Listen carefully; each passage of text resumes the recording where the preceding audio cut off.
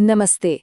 आज के इस नए एक्सप्लेनर में हम एक बेहद खूबसूरत सफर पर चलने वाले हैं। आप जानते हैं, हम अक्सर गानों को बस उनके शानदार म्यूजिक या मेलोडी के लिए सुनते हैं, लेकिन आज हम ब्लॉकबस्टर गाने गेरुआ के बोलों में छिपी एक बहुत ही गहरी, रोमानी और आध्यात्मिक कहानी को डिकोड करने वाले हैं। ये सिर्फ कोई आम गाना नहीं है, बल्कि शब्दों में पिरोई गई एक मुकम्मल प्रेम कहानी है। तो चलिए, बिना किसी जल्दबाजी के शांत मन से इस मास्टरपीस के पीछे के असली अर्थ को समझते हैं। इस पूरी कहानी को हम 6 अहम हिस्सों में समझेंगे।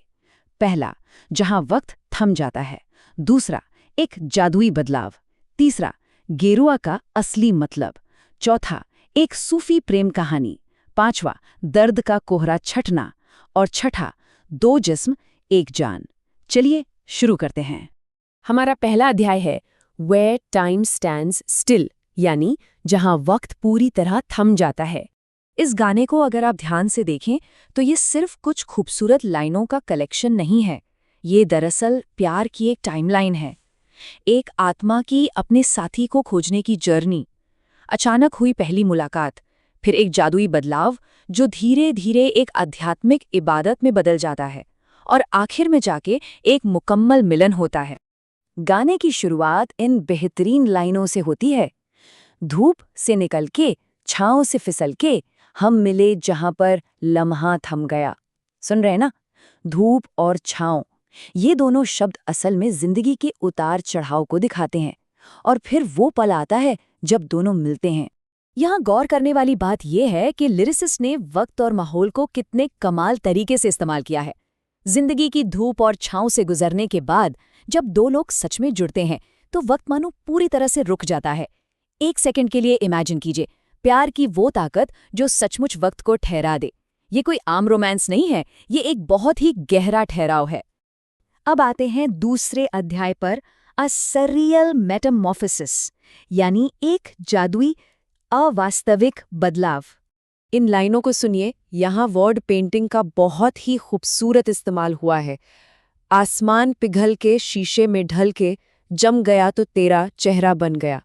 पिघलना और फिर जमकर एक चेहरा बन जाना, ये विजुअल सीधे आंखों के सामने आ जाते हैं। चलिए इसे थोड़ा और गहराई से समझते हैं। यहाँ एक लगभग नामुमकिन और जादुई बदलाव की बात हो रही है। सोचिए, इतना विशाल आसमान पिघलने लगता है, फिर वो पिघलकर शीशे का रूप ले लेता है, और आखिर में जमकर महबूब का चेहरा बन जाता है। मतलब राइटर ये कहना चाहता है कि ये चेहरा इस दुनिया का है ही नहीं, इसे तो खुद ब्रह्मांड ने पिघलकर बड़ी फुर्सत से तराशा है। पढ़ते हैं तीसरे अध्याय की ओर। द मीनिंग ऑफ गेरुआ, यानी गेरुआ का असली अर्थ क्या है। ये इस रचना की जान है।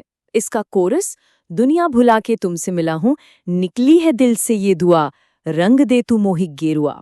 किसी एक इंसान से मिलने के लिए इस पूरी दुनिया को भुला देना, ये अपने आप में समर्पण की सबसे ऊंची सीढ़ी है। लेकिन यहाँ गेरुआ का मतलब सिर्फ एक रंग या केसरिया रंग से नहीं है। ट्रेडिशनली ये रंग गहरी आध्यात्मिक भक्ति, तपस्या और दुनियादारी के मोह को छोड़ देने का प्रतीक है। तो जब कोई कहता है कि मुझे गेरुआ में रंग दो, तो वो सिर्फ कपड़े रंगने की बात नहीं कर रहा। ये दिल से निकली एक दुआ है, एक प्रार्थना है कि इस दुनिया को भुला देने वाले पवित्र प्यार में पूरी तरह से खुद को लीन कर लिया जाए। अब देखते हैं चौथा अध्याय, अ सूफी लव स्टोरी, जहां प्यार इबादत बन जाता है। गाने में आगे एक शब्द आता है, सूफियाना। सूफियाना का मतलब होता है प्यार को देखने का एक बहुत ही मिस्टिक और आध्यात्मिक नजरिया, जहां एक आम इंसानी रोमांस ईश्वरीय इबादत और पूरे सरेंडर में बदल जाता है। ये प्यार की वो दास्तान है जहां इंसान की हदें खत्म हो जाती हैं और महबूब का दर्जा खुदा के बराबर हो जाता है। जरा इस कंपैरिजन को देखिए।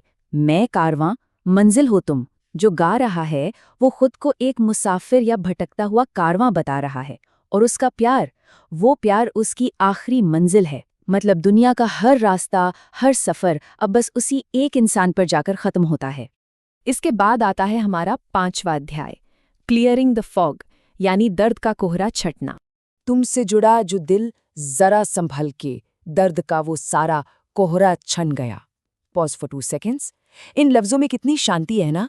यहाँ जो कोहरा शब्द है वो मन की उस धुंध और पुराने दर्दों को दिखाता है जो एक सच्चे प्यार के आने से अचानक साफ हो जाते हैं। दिल का सारा सूनापन अचानक से गायब हो जाता है। बीते हुए कल के दर्द का वो घना कोहरा जो शायद बरसों से मन पर छाया हुआ था, एक सच्चे इंसान से जुड़ते ही किसी ठंडी हवा के झोंके की तरह उड़ जाता है। ये हमें प्यार की उस सुकून देने वाली और हीलिंग पावर के बारे में बताता है। अब एक पल के लिए रुकिए और जरा सोचिए, जब प्यार के लिए इस पूरी दुनिया को भुला दिया जाता है तो फिर बाकी चीजों का क्या होता है? उन बाकी रिश्तों का क्या होता है? यही सवाल हमें ले जाता है हमारे छठे और आखिरी अध्याय पर, 2 बॉडीज 1 सोल, यानी 2 जिस्म 1 जान। एक जिस्म से एक जान का दर्जा मुझे हासिल हुआ। इन शब्दों का मीनिंग बहुत डीप है। 2 अलग अलग शरीर होने के बावजूद एक ही आत्मा हो जाने का ये जो डिवाइन, ईश्वरीय दर्जा है, यही तो प्यार की सबसे बड़ी मंजिल है। फीके हैं सारे नाते जहां के, तेरे साथ रिश्ता गहरा बन गया। ये गेरुआ रंग इतना पक्का और इतना गहरा है कि इसके सामने दुनिया के बाकी सारे रिश्ते नाते एकदम बेजान और फीके लगने लगते हैं। इस एक रिश्ते की गहराई ने बाकी हर एक चीज को अर्थहीन कर दिया है। तो अगर इस पूरी कहानी को हम एक साथ रखकर देखें तो ये एक ऐसे प्यार की दास्तान है जो सच में वक्त को रोक देता है, जो आसमान को पिघलाकर एक चेहरा बना सकता है, जो पुराने हर दर्द के कोहरे को साफ कर देता है और आखिर में 2 भटकते हुए लोगों को मिलाकर एक पूरी तरह से समर्पित आत्मा बना देता है। इस एक्सप्लेनर के आखिर में एक बहुत ही गहरा सवाल सामने आता है। अगर प्यार ही जिंदगी की आखिरी मंजिल है, तो अपना खुद का गेरुआ रंग खोजने के लिए हम दुनिया की किन मोह मायाओं और बंधनों को फीका पड़ने दे सकते हैं? इस पर जरूर विचार कीजिएगा। इस खूबसूरत सफर में साथ जुड़ने के लिए आपका बहुत बहुत शुक्रिया।